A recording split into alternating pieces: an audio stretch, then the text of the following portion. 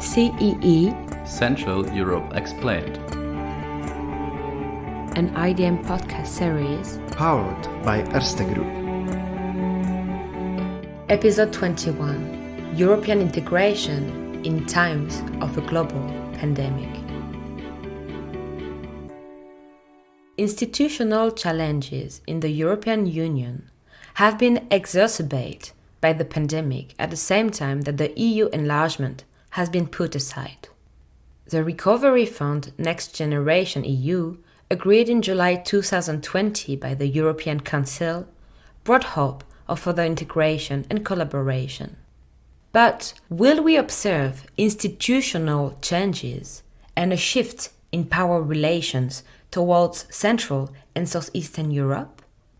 How could Brexit lead to EU institutional recovery and reform? Learning from history, IDM Managing Director Sebastian Schäffer is today welcoming the Austrian historian and university professor Dr. Michael Gehler. Formerly head of the Institute for Modern and Contemporary History Research in Vienna, the European Commission awarded him the position of Monnet Chair for European History. Professor for Contemporary German and European History, Dr. Gehler is the head of the Institute for History at the University of Hildesheim in Germany. Yeah, today with us is Professor Michael Gehler. Thank you very much for joining us. Yes, thank you for the invitation. It's a pleasure to be here at the Institute for the Danube region and Central Europe.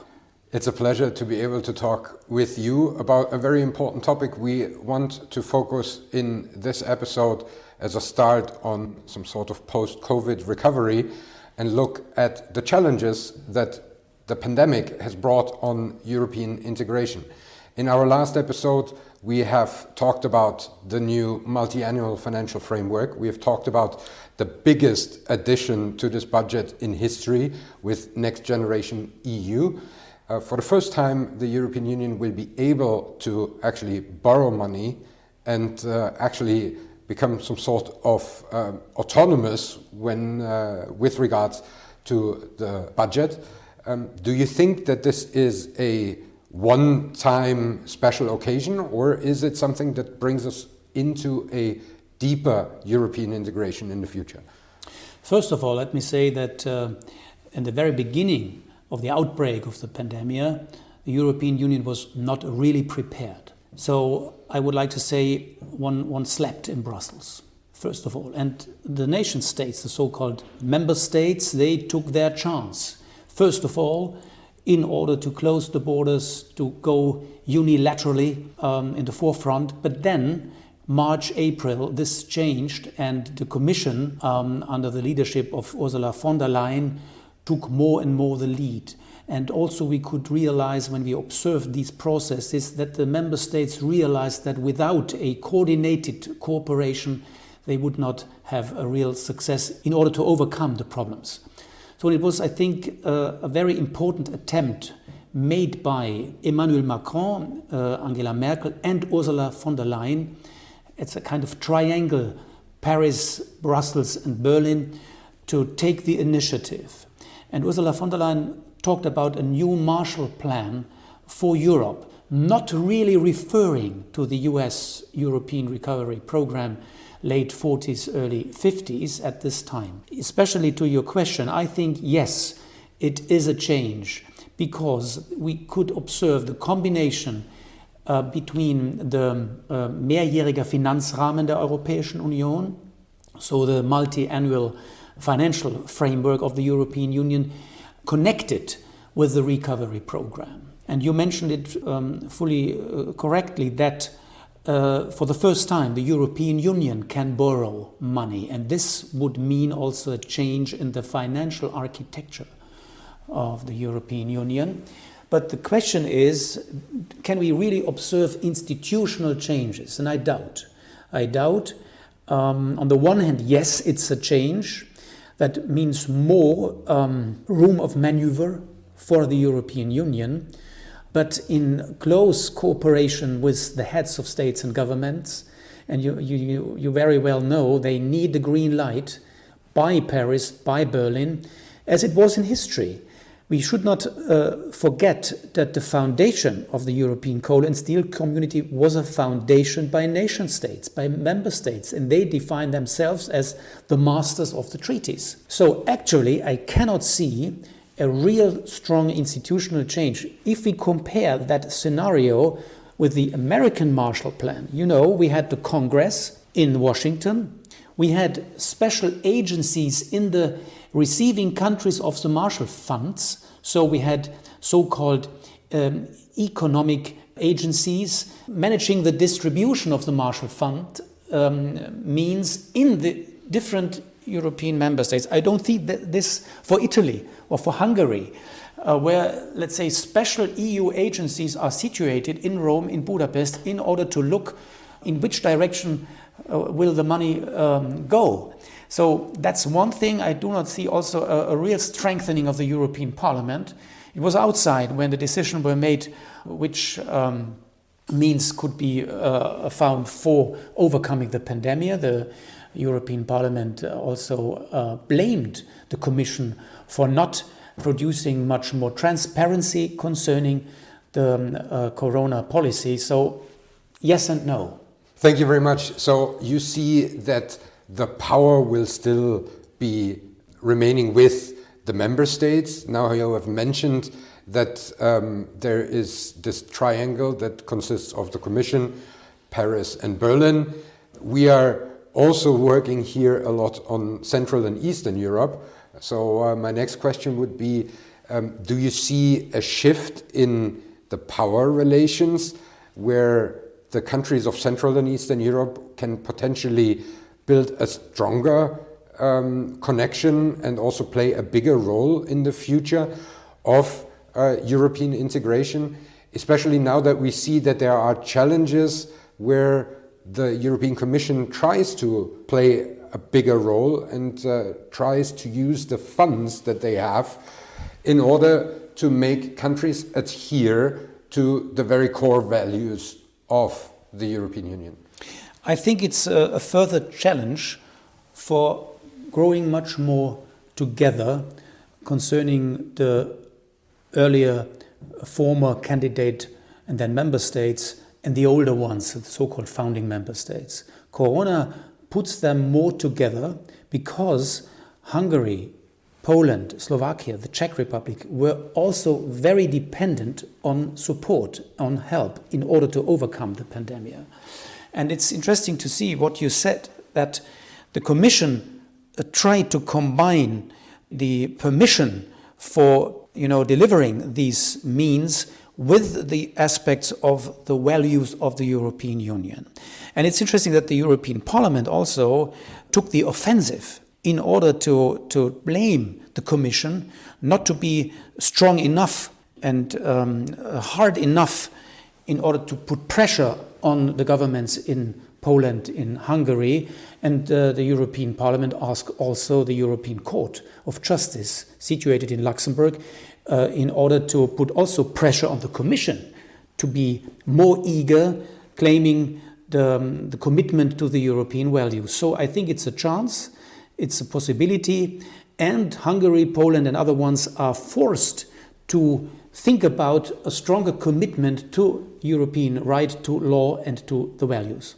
When we talk about further integration, of course, there is now, after this first couple of waves of the pandemic, more of a focus on what actually happens with Brexit.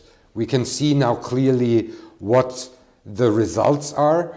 It has been a huge shock to the system. Basically, the method Monnet was buried with it, because now this ever closer union, for the first time in history, has an alternative route, and the people in the United Kingdom chose this route.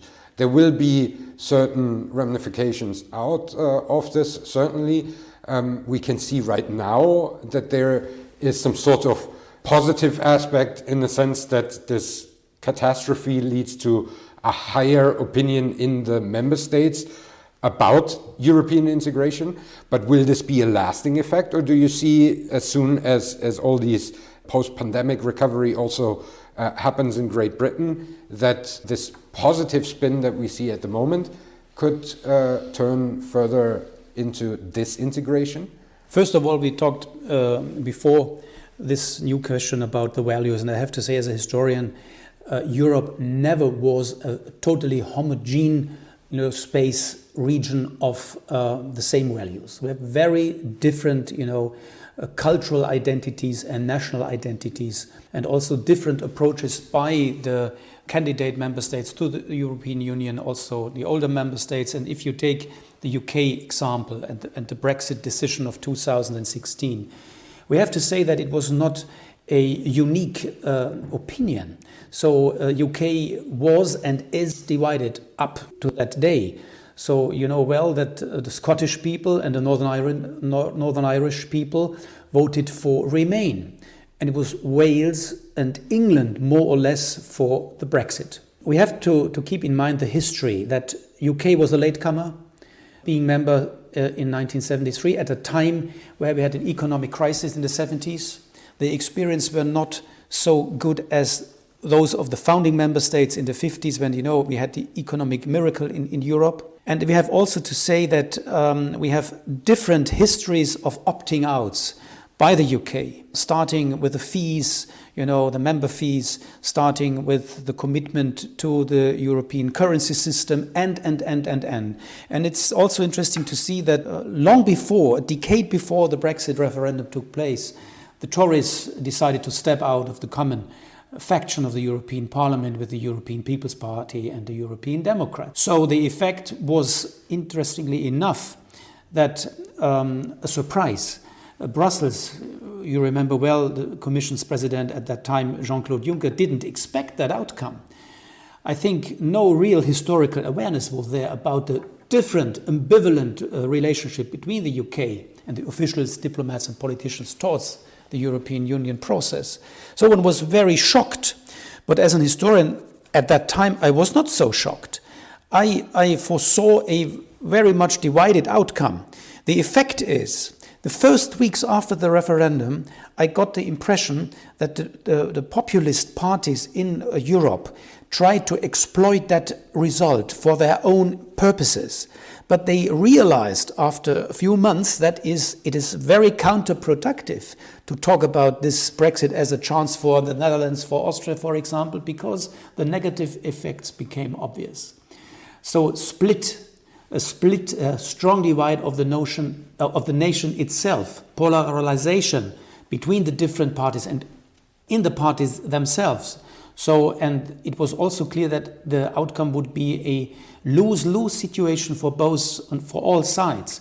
So I think, actually, I would argue that the Brexit is a good example for a kind of integration pedagogics, to educate those politicians playing with the idea of stepping out, like the AfD in Germany, who actually also was again for a new European Union or leaving the European Union, leaving the euro, but it's not the majority position. The majority of the European populations, I think, did learn their lesson that it would be more negative, counterproductive to leave the European Union, and they much more esteem this common cooperation and this, let's say, union of also different interests, but of negotiating, of compromising, and in the end also to come to severe solutions. When we look at the opinion polls, we also see that, of course, we have the highest opinion rates positively towards the European integration since maybe the mid-80s, but at the same time, more than 50% of the people think that the development that Brussels is taking goes into a wrong direction. So we had historically deepening and widening go hand in hand. Then at a certain point we decoupled that. At the latest, after the enlargement with Bulgaria, Romania, we said, okay, we need internal consolidation before we can have an enlargement. Now we had a decrease of members, but there are still the countries of the Western Balkans who have the promise that they can join in the near future. Do you see that this could be an additional point in the as you mentioned, enlargement, integration pedagogics, that we integrate these countries, fulfill these promises that were given 18 years ago, that they can become a member if they fulfill the criteria? Or do you also see that this internal consolidation needs to go first before we can enlarge? If you look back to history, take, for example, Jacques Delors as a Commission President, he decided not to be a further candidate after 1995 because he feared with 3 new member states, Sweden, Finland, Austria, that it is too much for him, a big task to be fulfilled. That's interesting. It was long before the so-called Eastern enlargement took place. Let me come back to the last question when you are referring to the method of Jean Monnet. I think this method of Jean Monnet is not out forever. It sometimes also played a role. Think about the decision by Macron and Merkel to put forward the idea of Ursula von der Leyen as a new president for the Commission. The European Parliament could not agree on Manfred Weber, who was the winner of the election, and this was used as a chance for Macron and Merkel to decide, okay, if you cannot decide, if you are not ready to present a candidate who was the winner of the elections, then we, behind the doors, we decide Ursula von der Leyen will be the new president of the Commission. So you see, the method Monnet, we have to talk about what exactly is the method of Monnet. There are different interpretations by scientists, political scientists and historians. I think one core element of the method of Monnet is to make elite decisions and to leave out, votes by the people, referenda, or decision-making by the parliament. He was not in favor of a parliament when founding the European Coal and Steel Community. The idea was to have a common assembly, not parliament. So that's the one thing. I think the priority for deepening is clearly to be observed after the so-called Eastern enlargement, when we had the foundation of the so-called European neighborhood policy. This was a clear concept developed at that time by Günther Verheugen as a commissioner for enlargement, and it was, more reluctant, more hesitant concerning further bigger enlargements. So what is very clear that the so-called Western Balkans as a strategic goal by the Commission, but also here we have different positions by the member states. France is not very much in favor for having a, let's say, bigger Western Balkans enlargement. The priority actually is more Serbia, Macedonia, for example. And this, I think, is the way we can observe the further development. So this will be first-hand elite decisions to compromise with the French in order to go cautiously, step by step, one and then the other one. And I think not a group of member states, of new member states. So it's going step by step, this one, the next one. But it's difficult because, you need also the acceptance by the populations. Domestic policy plays a big role. The populist parties are much more stronger now in the 20s of our 21st century than in the 80s, in the 90s. They are sometimes part of the governments. They are putting pressure on the governing parties or the leading parties in a government. So it's much more difficult, and I think we will have to wait and see and put more the focus on deepening than on enlargement. But on the other hand, the candidate member states cannot wait for such a long time, like in the years from 1989 to 2004, 15 years, it's a very long time. And NATO, we didn't mention NATO, will be also a very interesting substitute as a kind of assistance, a kind of flanking policy to think about what about Serbia and NATO. This is a crucial decision also in order to prevent a stronger Chinese influence on all these countries. We have this 16+1 or 17+1 constellation that China is, I think, the real challenge for the European Union of today. Professor Gehler, I think we could fill at least 10 more episodes with topics. It was a brilliant insight and a brilliant start of our next couple of episodes, speaking of which we will feature actually on the candidate country Serbia that you have mentioned in our next episode and talk about challenges of vaccination policies and geopolitical impacts. Thank you very much for being with us today, Professor Gehler. At the end, I want to ask you to recommend a piece of art or piece of literature to our audience to bring the reflection that we had today a little bit further. I often think about the paintings of Peter Bruegel and the building of the Tower of Babel. That's a challenge, and we have to be fully aware that we have very different cultures, identities, languages. The European Union's history should not end with that paintings and with this idea connected with that picture by Bruegel, but we should be aware that Europe has to be seen from its many differences, and we have to approach from these existences of differences of cultures and ideas. But in the end, that's the hope that the common law, it's a law community, and connected with the law community also with values, is the hope for compromising and further cooperation. Thank you very much. Again, this was a fantastic episode on an overview of the history of European integration combined with current challenges resulting from the pandemic. We very much appreciate that you took the time to talk with us today. Thank you very much. Thank you. It was my pleasure. So, you enjoyed this podcast? Then tune into another CEE episode and subscribe to the IDM podcast series on Apple Podcast, Spotify, Acast, or elsewhere you get your podcast. And also, have a look at the rest of our work on our website www.idm.at.